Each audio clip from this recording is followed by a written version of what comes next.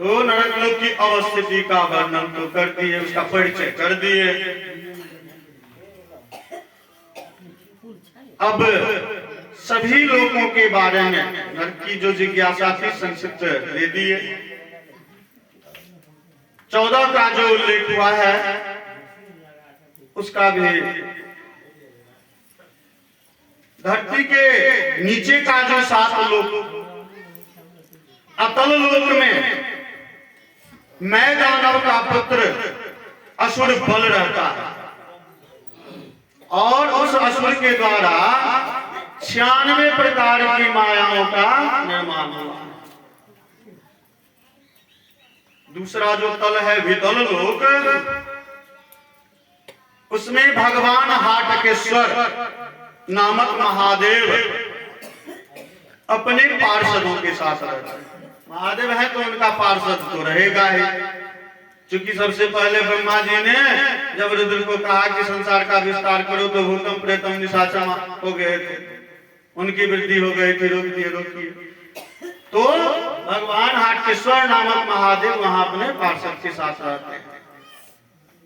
तीसरा सुतल लोक में पवित्र कृति विरोचन पुत्र बलि रहते हैं, जिसे भगवान वामन ने तीनों लोक छीनने के बाद प्रदान किया।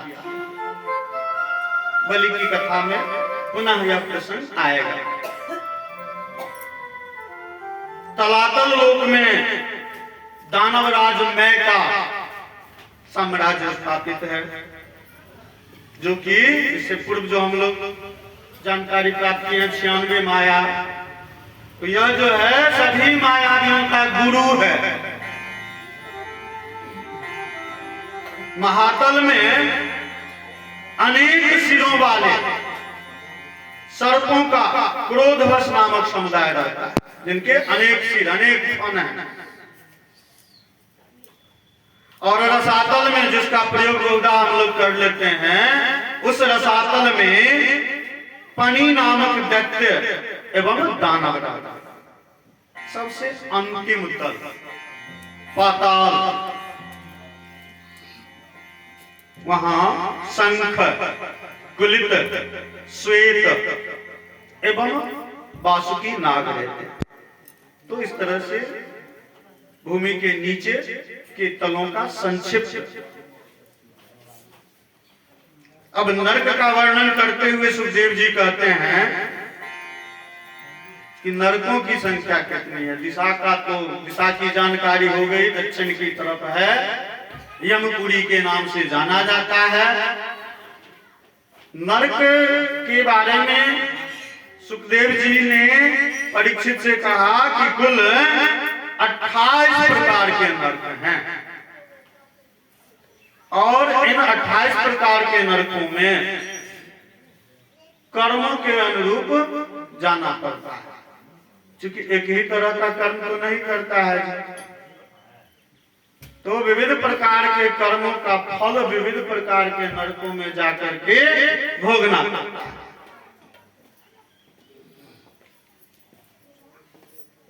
अब नरक की व्याख्या आरंभ किए सुखदेव जी। सर्वप्रथम कहते हैं कि जो व्यक्ति दूसरे का धन, संतान अथवा स्त्री का हरण करता है,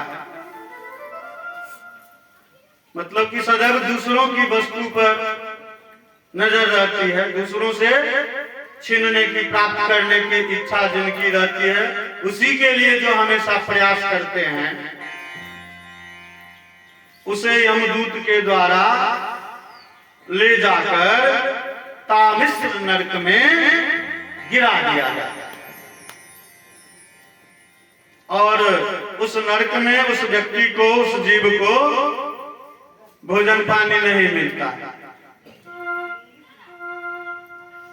इतना ही नहीं होता है, भोजन पानी तो नहीं मिलता है, साथ ही साथ डंडे से पीटा जाता है, डंडे से मारा जाता है। दूसरे नरक के बारे में सुखदेव जी बताते हैं कि जो व्यक्ति केवल अपने लिए ही सोचता है,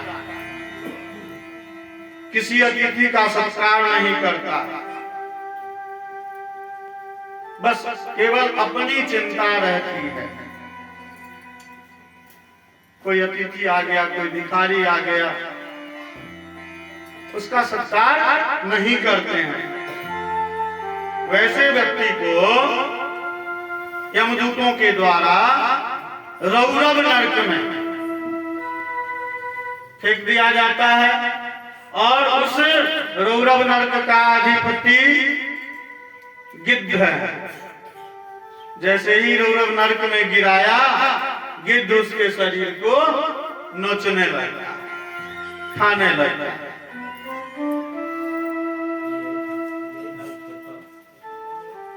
तीसरे नरक का उल्लेख करते हुए कहते हैं, जिस व्यक्ति के द्वारा अपना पेट भरने के लिए, ताकि पेट का सवाल है, सब कर्म करने को आदमी तैयार हो जाता है, तो जो व्यक्ति अपना पेट भरने के लिए निरीह पशु पक्षी को मार देता है और उसका भक्षण कर देता है, वैसे व्यक्ति की क्या दशा होती है? यमदूतों के द्वारा उस व्यक्ति को कुंभी पाक नरक में गिरा दिया जाता है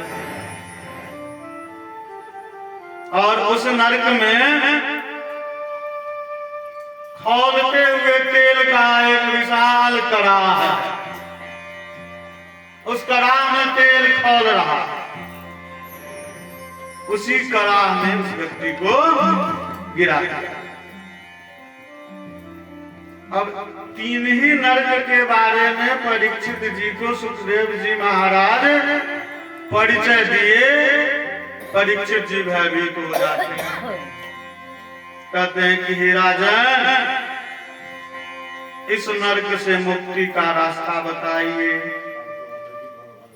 कि इस ये जो 28 नरक हैं, इस नरक में नहीं जाना पड़े, इससे मुक्ति का रास्ता बताइए। सुखदेव जी कहते हैं कि इसका बहुत ही सरल रास्ता है, लेकिन मनुष्य उस रास्ते पर नहीं चलता है।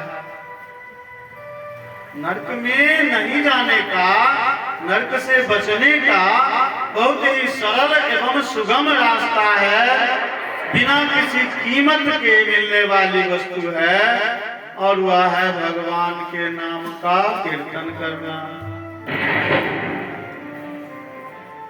तो सुखदेव जी महाराज इतना सरल सुगम रास्ता बतलाते हैं। कुछ पल के लिए हम लोग भी कर लें।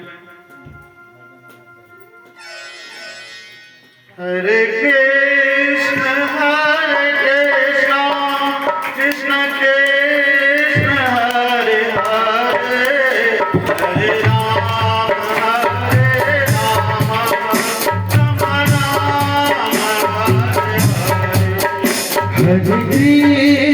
हरे कृष्ण कृष्ण कृष्ण हरे हरे, हरे राम राम राम हरे हरे।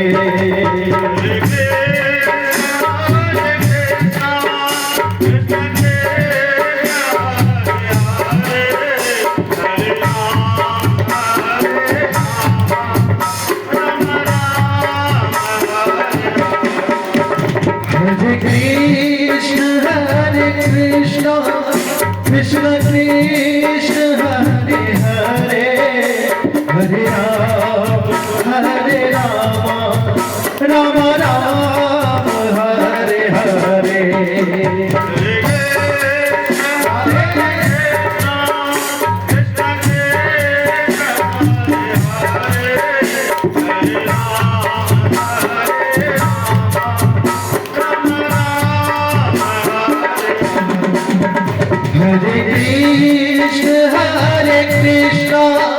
कृष्ण कृष्ण हरे हरे, हरे राम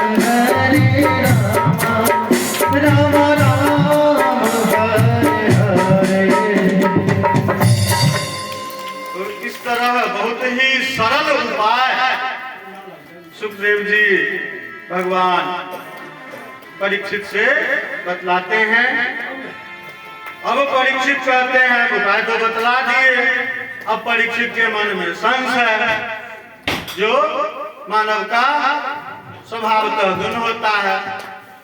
अब परीक्षित जब नारद जी को प्रमाण मिलने के बाद भी क्या संतुष्टि नहीं मिली तो गोकर्ण की कथा सुनानी पड़ी, तो वही बात अब यहाँ आ गई।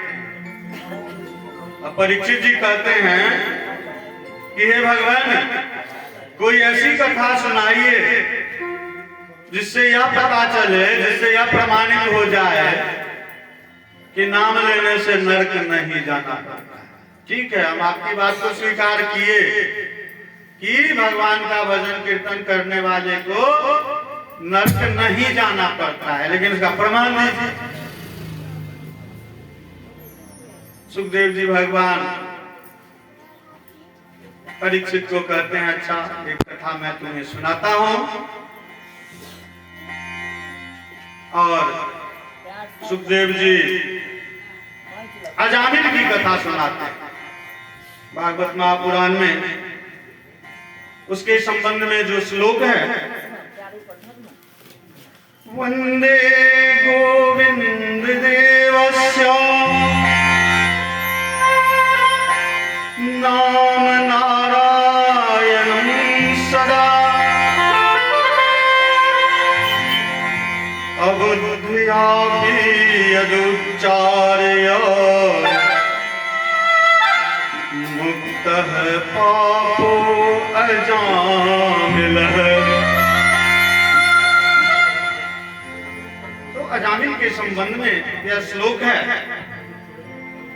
अजामिल नाम का एक ब्राह्मण था और ब्राह्मणों की जो दशा होती है हम लोग अवगत हैं।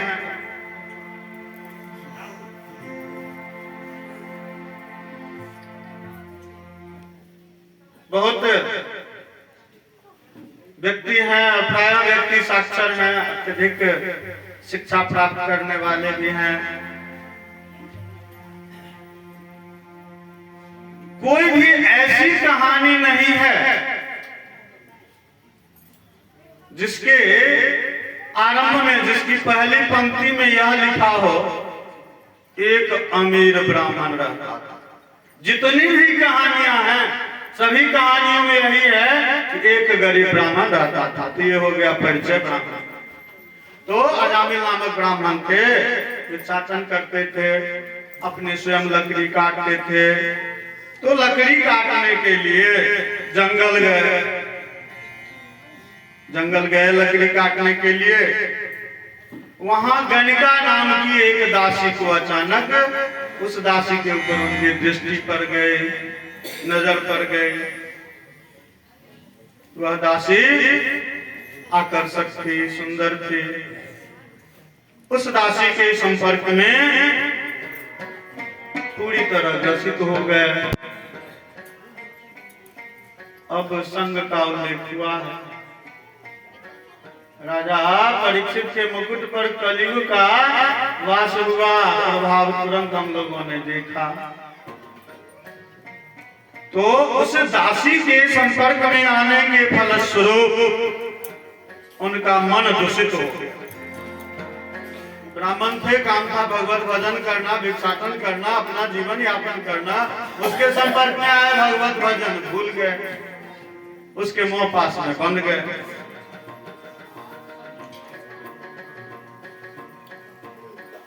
कई संतान हुए, सबसे छोटा संतान जो हुआ, चूंकि भगवत भजन करते थे, उसके संपर्क में आने पर छोड़ दिए।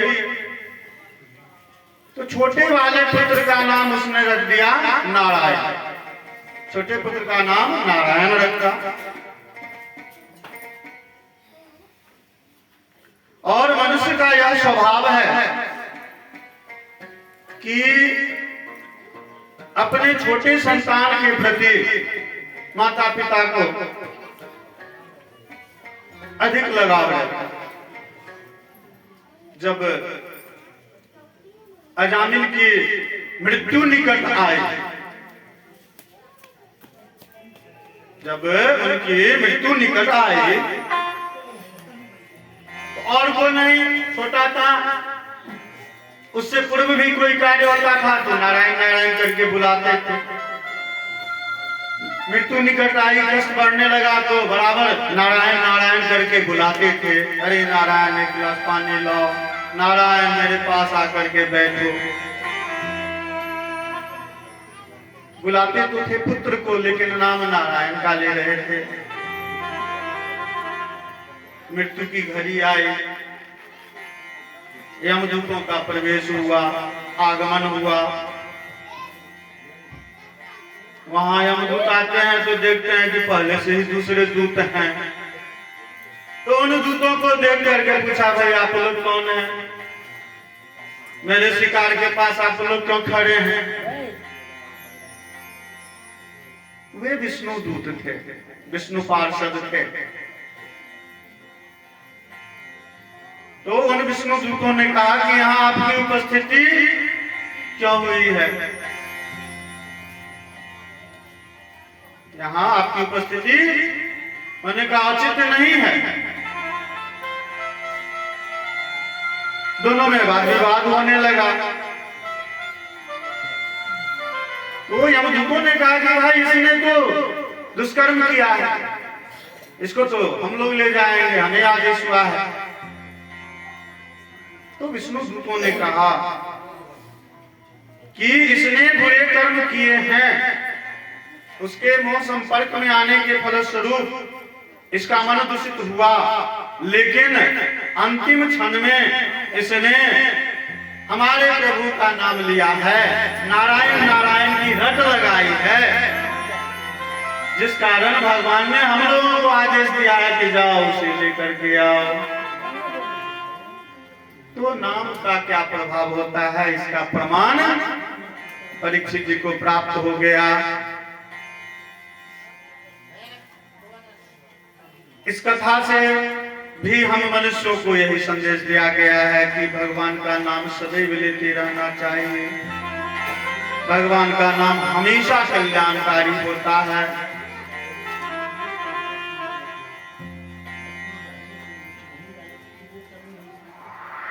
अब कथा के, क्योंकि लोक विस्तार की कथा है, तो उस विस्तार के क्रम में आगे मनु शत्रुपा के पुत्र दक्ष प्रजापति के संतानों का वर्णन आता है। अन्य का हो गया, अब दक्ष प्रजापति का है। दक्ष प्रजापति को आसक्तिनी नामक कन्या से एक दो नहीं, अभी तक 100 पर हम लोग रुके हुए थे। 10,000 पुत्रों का जन्म हुआ। दक्ष प्रजापति को आसक्तिनी नामक कन्या से 10,000 पुत्रों का जन्म हुआ। पुत्र हुए 10,000। सब चाहता है कि हमारी संख्या बढ़े। नारद जी देख रहे हैं कि भाई ब्रह्मचारियों की संख्या कम हो रही है। नारद जी ने क्या किया, 10,000 को ब्रह्मचारी बना दिया, सन्यासी बना दिया। तो नारद जी के द्वारा उन सभी 10,000 को सन्यासी बना दिया गया। पुत्र हुए 10,000 और सबके सब बन गए सन्यासी। क्योंकि इस बीच की अवधि में सन्यासियों की संख्या घट गई। अब उसके बाद दक्ष के द्वारा दक्ष की पत्नी ने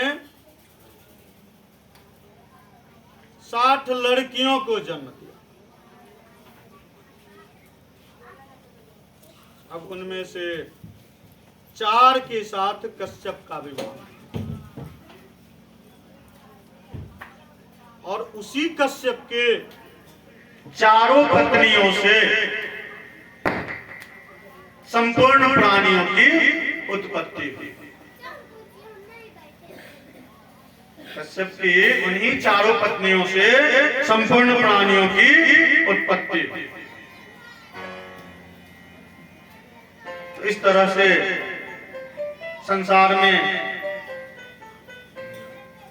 लोगों का, मानवों का जो वर्तमान स्वरूप हम लोग देख रहे हैं वह इस क्रम में विकसित हुआ। राजा इंद्र को बराबर ईर्ष्या जलन समय समय पर होते रहा।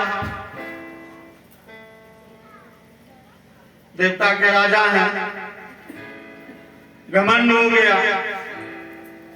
घमंड में आकर के उन्होंने क्या किया? देवताओं के गुरु कौन है? बृहस्पति। बृहस्पति का सम्मान उन्होंने नहीं किया, गुरु का सम्मान नहीं किया। गुरु क्या किए? अंतर्ध्यान हो गए। सम्मान नहीं किया, गुरु अंतर्ध्यान हो गए। अब जो राक्षस हैं, जो दैत्य हैं, वे तो हमेशा पैनी निगाह रखे हुए हैं कि कहां पे थोड़ा सा भी मौका मिले कि हमला बोल लें। दैत्यों ने देखा कि बृहस्पति तो अंतर्ध्यान हो गए हैं, तो राक्षसों के गुरु थे शुक्राचार्य। शुक्राचार्य ने कहा कि शिष्यों, सही समय आ गया है, उपयुक्त मौका है, उपयुक्त अवसर है, और वृत्तासुर को भेज दिए युद्ध के लिए। अब जैसे ही वृत्तासुर युद्ध के लिए आया, देवताओं में खलबली मच गई। उसके प्रभाव से, उसके भय से मुक्ति दिलाने के लिए विश्व रूप ने देवराज इंद्र को, तो देवताओं की रक्षा करनी है, तो विश्व रूप ने देवराज इंद्र को नारायण कवच का उपदेश दिया। नारायण कवच विस्तृत रूप में है, एक पद में उल्लेखित कर देता हूं। ओम हरिर्विद्याननं सर्वरक्षां न्यस्तांगम धृपते नमः। पतंग पृष्ठे दरारि चर्मा सिगदेश चाप। पाषाण दधानो अष्ट गुणो अष्ट बाहु। नारायण कवच बहुत ही शक्तिशाली रक्षा कवच है। इस नारायण कवच के प्रभाव से क्या प्रतिफल हुआ? विश्वरूप नारायण कवच का उपदेश देते हैं और भगवान के कहने तक इंद्र दधीचि मुनि के अस्थि का अस्त्र लेते हैं और वृत्तासुर का वध करने को आगे अस्थि का अस्त्र लेकर के किया, जिसका अंत करेंगे। लेकिन वृत्तासुर भी किसका शिष्य है? शुक्राचार्य का शिष्य है, मायावी दैत्य है। वृत्तासुर क्या किया? आने दिया समीप और देवराज इंद्र को निगल गया, गटक गया। देवराज चले गए, देवराज इंद्र चले गए वृत्तासुर के मुंह में, उनके उसके शरीर में। लेकिन वैसी परिस्थिति उत्पन्न होगी, उसी परिस्थिति से बचने के लिए नारायण कवच की प्राप्ति हुई थी। पहले ही विश्व रूप ने नारायण कवच प्रदान कर दिया था और उसी नारायण कवच के प्रभाव से इंद्र वृतासुर के भीतर सुरक्षित रहे और वृतासुर का वध किया।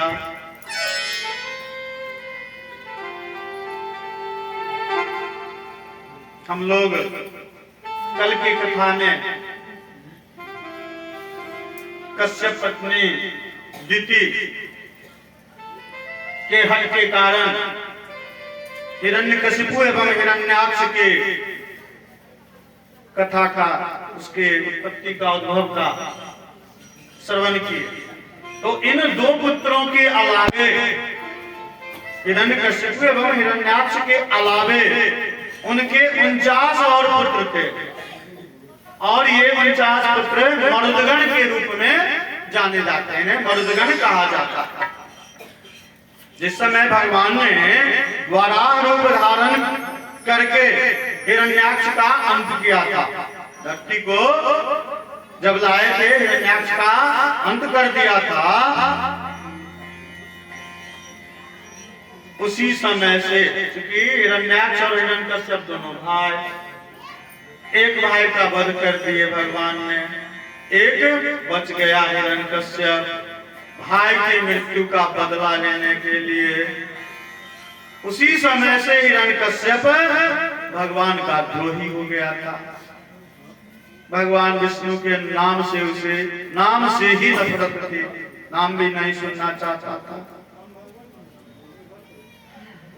उसने क्या किया कि कठोर तप आरंभ कर दिया।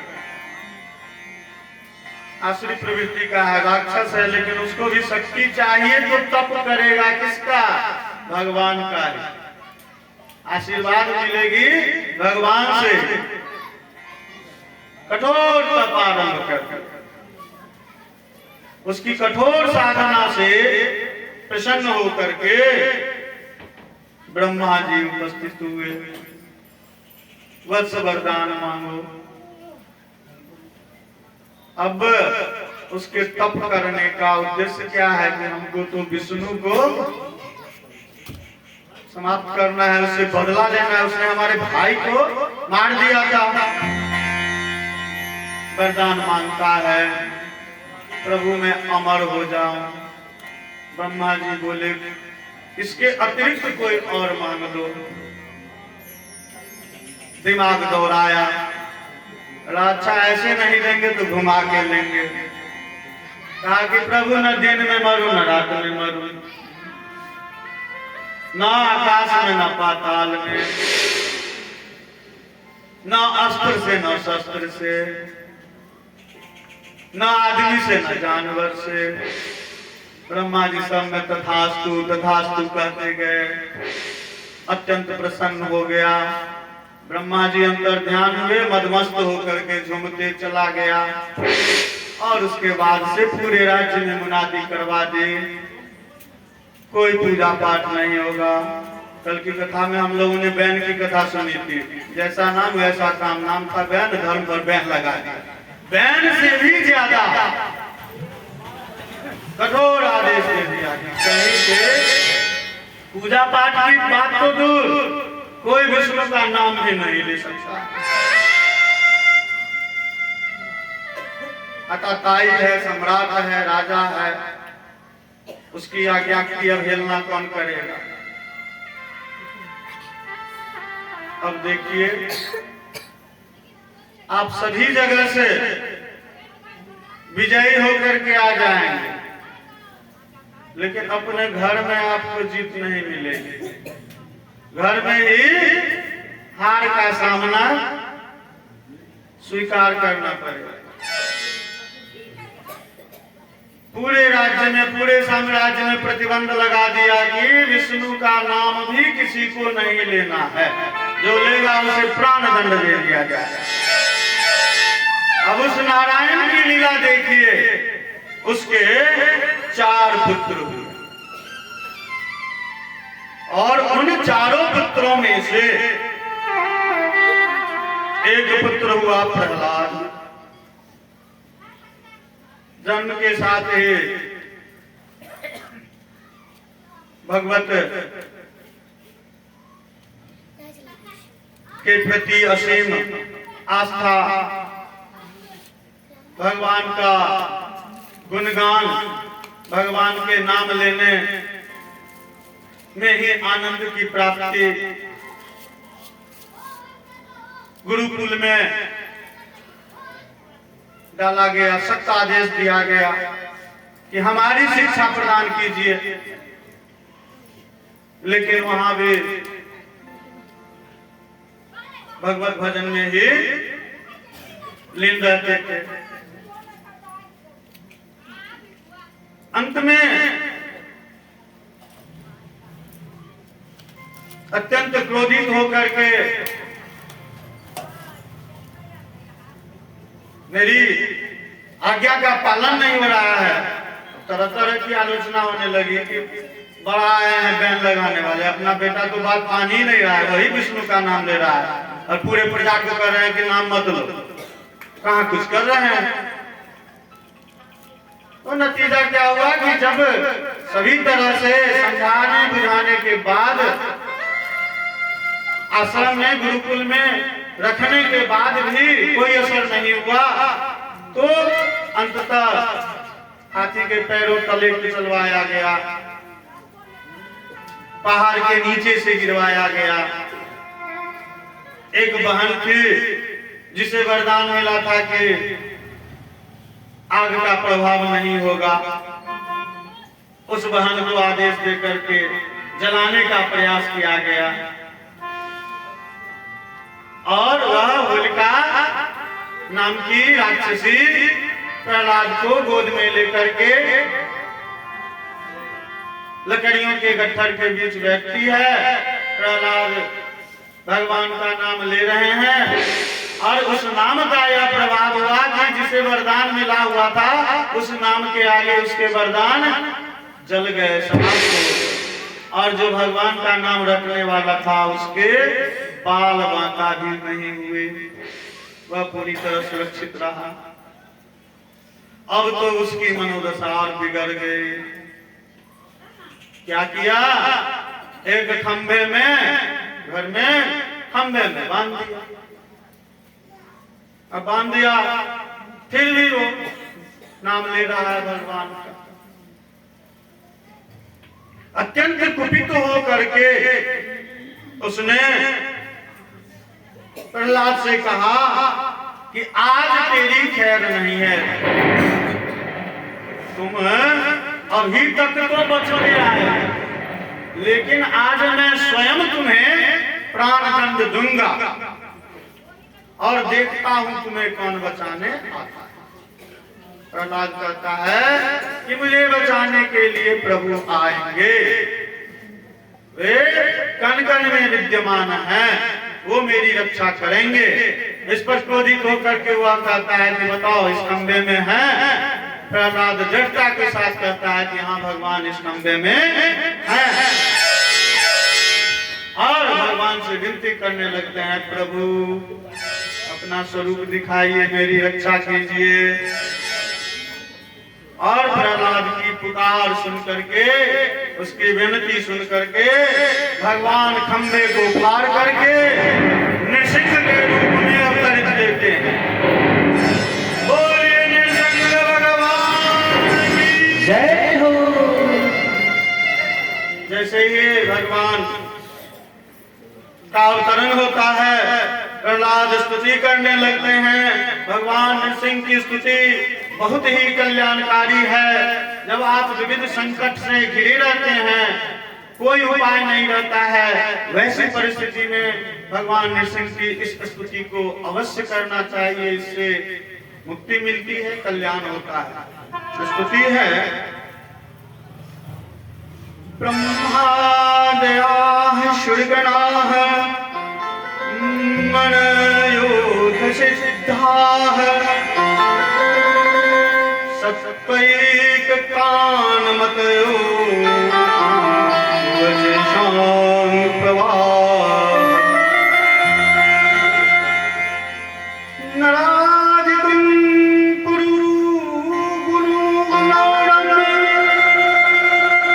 धूनाते पितृः किंतो रहती सो में हरि रुग्र जात हो। तो इस स्तुति से प्रहलाद जी भगवान नरसिंह की वंदना करते हैं और भगवान नरसिंह उस अताताई का, अब चूंकि वरदान जो लिया था, न दिन में न रात में न आकाश में न पाताल में न अस्त्र से न शस्त्र से, तो जिस समय प्रकट हुए भगवान गोधूली की बेला के, दिन और रात के बीच का समय गोधूली की बेला के, मारना है, न आकाश में न पाताल में अपनी जंघा पे बिठा लिया, न अस्त्र से न आदमी से न जानवर थे, रूप क्या है, आधा भाग मानव का आधा भाग सिंह का, वह भी न अस्त्र से न शस्त्र से, कोई अस्त्र शस्त्र नहीं है, भगवान नरसिंह रूप में है, बड़े बड़े नाखून जंघा पर बिठा लिए, छाती को फाड़ करके लेहू पी लिए, अंत कर दिया। तो इस तरह से भगवान के नाम की महिमा का जो प्रभाव है, जो प्रतिफल है, वह प्रहलाद को प्राप्त हुआ। अब समुद्र मंथन की कथा है। समुद्र मंथन जब आरंभ हुआ तो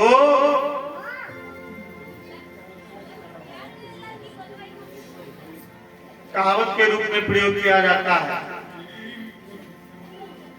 प्रथमे व्यस के मक्षिका, पहला कर उठाइए मक्खी नजर आ गया, तो वही स्थिति हुई।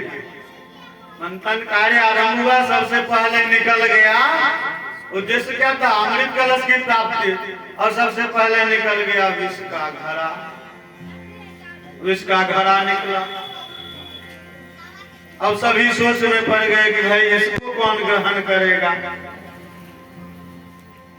इस विष को पचाने की क्षमता किसमें है। उस संकट को देखते हुए भगवान शिव शंभु ने विष का पान किया, विष के प्रभाव से उनका कंठ नील वर्ण का हो गया, और उसी समय से भगवान शिव शंभु नीलकंठ के नाम से भी जाने जाते हैं। बोलिए नीलकंठ भगवान की जय हो। तो विष का तो अंत कर दिए भगवान शिव शंभु। अब विष के घड़ा के बाद गाय, उच्च श्रवा एवं लक्ष्मी की प्राप्ति हुई। अन्य वस्तुओं के साथ साथ गाय, उच्च श्रवा एवं लक्ष्मी की प्राप्ति हुई, और लक्ष्मी की प्राप्ति हुई। लक्ष्मी अपने हाथ में माला सहित निकली थी, उत्पन्न हुई थी, आई थी, आई और भगवान नारायण को वरमाला पहना दिया, और वहीं से भगवान लक्ष्मी नारायण का स्वरूप हो गया। बोले लक्ष्मी नारायण भगवान की जय। अब जिस मूल तत्व को प्राप्त करने के लिए मंदराचल पर्वत और भगवान को कच्छप के रूप में, इसकी कथा इस संदर्भ में पूर्व से ही हम लोग परिचित हैं, उल्लेखित है। तो वह जो कार्य संचालित हो रहा था, अब उसकी प्राप्ति हुई। अमृत कलश लेकर के, अमृत कलश है, सामान्य व्यक्ति तो ला नहीं सकता है, तो अमृत कलश को लेकर के भगवान धनवंतरी के रूप में प्रकट होते हैं। बोलिए धनवंतरी भगवान की जय। देखिए क्रमशः अवतार पे अवतार, परीक्षित जी के मन की जो संशय, उनका जो प्रश्न था उन सभी प्रश्नों का उत्तर मिल रहा। विविध रूपों में भगवान अवतरित ले रहे हैं। धन्वंतरी के रूप में अवतरित होकर के हाथ में अमृत कलश लिए ऊपर की ओर आए। अब सबके ध्यान भगवान